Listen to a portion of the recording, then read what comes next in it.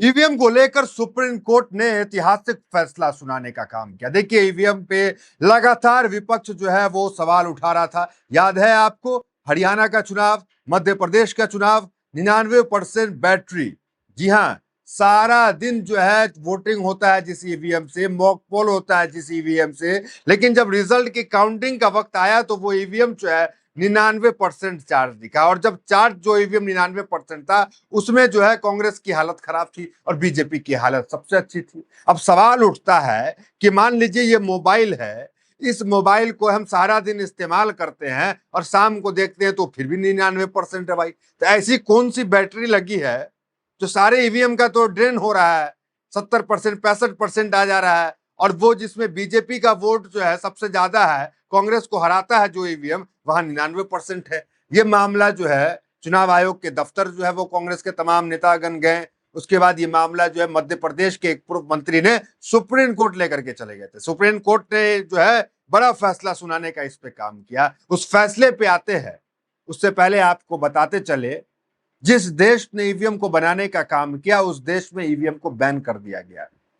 देश के सबसे बड़े टेक्नोलॉजी के महारथी टेक्नोक्रेट एलन मस्क कहते हैं कि ईवीएम से निष्पक्ष चुनाव नहीं हो सकता है। डोनाल्ड ट्रंप डोनाल्ड ट्रंप भी कहते हैं कि ईवीएम से जो है निष्पक्ष चुनाव नहीं हो सकता है, ईवीएम के आंकड़े सही नहीं होते हैं। लेकिन सबसे ज्यादा ईवीएम पे अगर किसी को भरोसा है तो हमारे चुनाव आयोग को, बीजेपी को, इनको ईवीएम पे पूरा भरोसा है। आते हैं कि सीधा फैसले पे। उससे पहले जब कांग्रेस के तमाम लोग जो है वो चुनाव आयोग के दफ्तर के बाहर गए और 99% बैटरी के मुद्दे को उठाए, पहले वो सुनिए, फिर आते हैं कि जजमेंट में क्या कुछ सीजीआई सूर्यकांत ने कहा। कमीशन को हमने अवगत कराया। करीब 20 शिकायतें जो हमारे पास आई हैं, उनमें से 7 लिखित शिकायतें जो अभी आई हैं 7 कॉन्स्टिट्यूएंसीज से, जिसमें बैटरीज का खास तौर पे जो 99% बैटरीज दिखा रही थी काउंटिंग के दिन, और बाकी मशीनें जो सामान्य थी वो 60-70% दिखा रही थी, उससे हमने चुनाव आयोग को अवगत कराया। और चुनाव आयोग ने हमें ये आश्वासन दिया है, क्योंकि माकन जी ने और सिंघवी साहब ने एक मांग रखी कि वो तमाम मशीनें जिनके बारे में आज जिक्र किया है, शिकायत की है, उन मशीनों को सील कर दिया जाए, सिक्योर कर दिया जाए, जब तक इसकी जांच पूरी नहीं हो जाती। 20 विधानसभाओं से शिकायतें आई हैं, 7 से पूरे दस्तावेज आए हैं, और वो दस्तावेज अभी हम आपके सामने आपको जारी भी करने वाले हैं, जिसको हम वहाँ दे चुके हैं। लेकिन अभी 13 और हैं जो शिकायतें आ रही हैं, और वो भी हम अगले 48 घंटे में दे देंगे। इससे पहले छत्तीसगढ़ का भी पूरा मसला जो राजनांदगांव है, अलग कॉन्स्टिट्यूएंसीज हैं, वो भी इसी तरह की कंप्लेंट्स थी, उसका भी हमने इन्हें फिर से स्मरण कराया। हेडलाइंस देखिए, ईवीएम से कथित छेड़छाड़ मामले का सुप्रीम कोर्ट ने लिया संज्ञान, सभी पक्षों को जारी किया नोटिस। यह पहली बार हुआ है कि संज्ञान सुप्रीम कोर्ट ने लिया है। पहले भी राहुल गांधी कांग्रेस जो है सुप्रीम कोर्ट गई, लेकिन संज्ञान नहीं लिया गया था। लेकिन अब 99% बैटरी का मुद्दा सुप्रीम कोर्ट गया और सुप्रीम कोर्ट ने संज्ञान लिया। देखिए, विवेक तन्खा ने सुप्रीम कोर्ट में याचिका लगाई थी।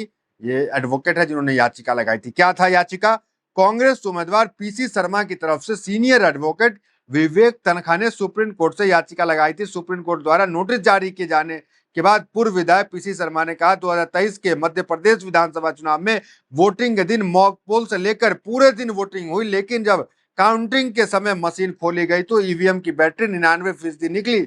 मशीन में छेड़खानी को लेकर चुनाव आयोग के सामने आपत्ति दर्ज कराते हुए सीसीटीवी कैमरे की रिकॉर्डिंग मांगी गई थी, लेकिन आयोग ने सीसीटीवी कैमरे की रिकॉर्डिंग जो है देने से इनकार कर दिया। अब जो कैंडिडेट हारे वो सीसीटीवी मांगे, लेकिन आप जानते हैं कानून बदल दिया गया सीसीटीवी को लेकर के कि अब कोई भी सीसीटीवी नहीं देख सकता है। तो यही मामला जो है वो सुप्रीम कोर्ट गया। सुप्रीम कोर्ट ने, देखिए, सुप्रीम कोर्ट ने 23 मार्च को मामले पर संज्ञान लेते हुए सभी पक्षों को नोटिस जारी करने का आदेश दिया।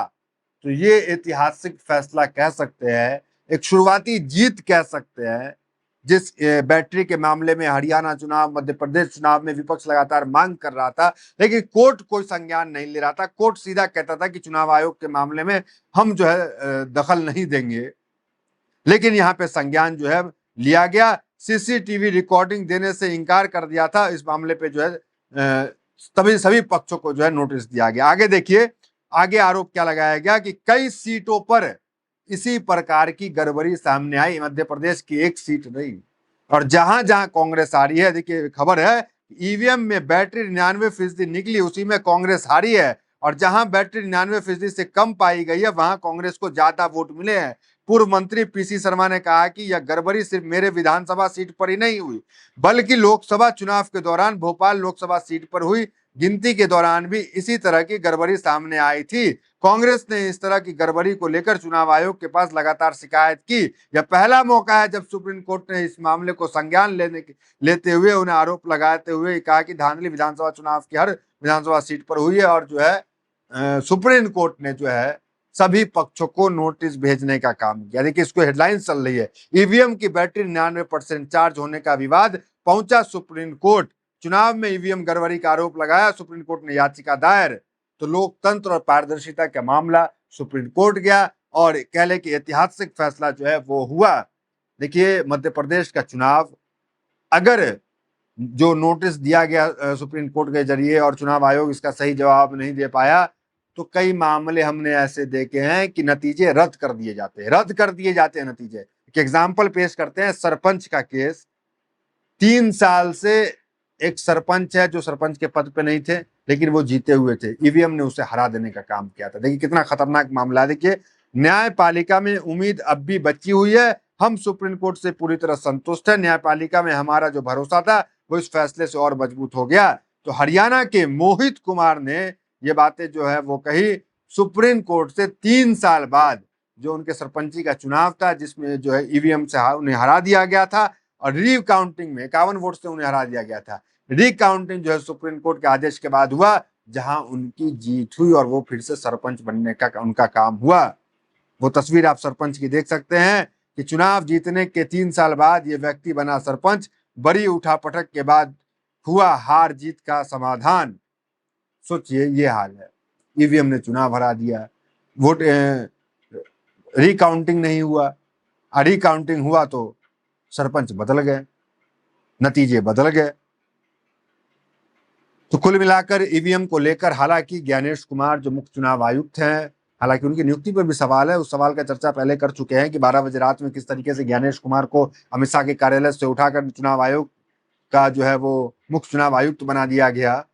वो तो है ही मामला जिसमें सीजीआई को होना था, उस कमेटी में जो चुनता है मुख्य चुनाव आयुक्त, लेकिन उसमें सीजीआई नहीं थे, अमित शाह थे, नरेंद्र मोदी थे और राहुल गांधी एक पक्ष थे। एक तरफ दो एक तरफ एक, चुन लिया गया ज्ञानेश कुमार को। आते हैं देखिए इस मुद्दे पे कि क्या कुछ वो कहे इलेक्शन कमीशन ने कहा कि भारत की ईवीएम प्रणाली पूरी तरह सुरक्षित। मुख्य चुनाव आयुक्त ज्ञानेश कुमार बोले इसे हैक करना असंभव है।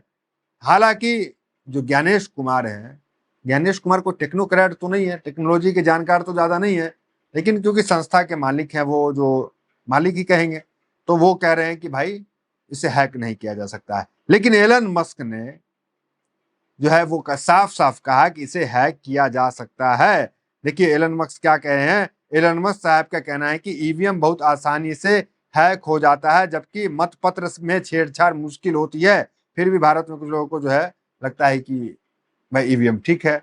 एलन मस्क टेक्नोक्रेट है, जर्मनी को ईवीएम पे भरोसा नहीं। कई देशों को देखिए, उस देश की लिस्ट आपको बताते हैं, एबीपी न्यूज ने ये छापा है कि एशियाई देश जापान ने भी ईवीएम को विश्वसनीयता को संदेहजनक मानते हुए उसे चुनाव में बैन कर दिया।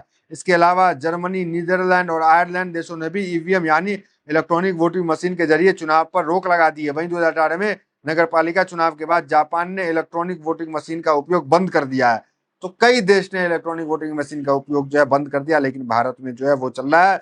जर्मनी और कई देश जो है जर्मनी के कोर्ट ने 2009 में ईवीएम को असंवैधानिक करार दिया। उसके हेडलाइंस देखिए, जर्मनी में 2009 में एक जर्मन अदालत ने फैसला सुनाया कि ईवीएम असंवैधानिक है। मतदान प्रक्रिया से पारदर्शिता और सार्वजनिक जांच पर चिंताओं के कारण उन्हें बंद कर दिया गया। ये जर्मनी का फैसला। नीदरलैंड में आलोचना के बाद ईवीएम बैन हो गया। तो कुल मिलाकर आयरलैंड और इटली में भी ईवीएम जो है बैन हो गया। तो ईवीएम पे जो है वो किसी को भरोसा नहीं है। उपराष्ट्रपति का जो चुनाव होता है वो बैलेट पेपर से होता है, लेकिन प्रधानमंत्री का चुनाव जो होता है वो ईवीएम से होता है। तो अब इस पे क्या कहेंगे, आपकी क्या प्रतिक्रिया है, कमेंट जरूर करें। तो एक कह सकते हैं कि जो सीसीटीवी फुटेज का मामला है, जो ईवीएम को लेकर के जो 99% बैटरी का मामला है, ये कोर्ट गया और कोर्ट ने अच्छा फैसला सुनाया। तो फिलहाल इस वीडियो में इतना ही, मिलते हैं वीडियो में साथ। बहुत बहुत धन्यवाद।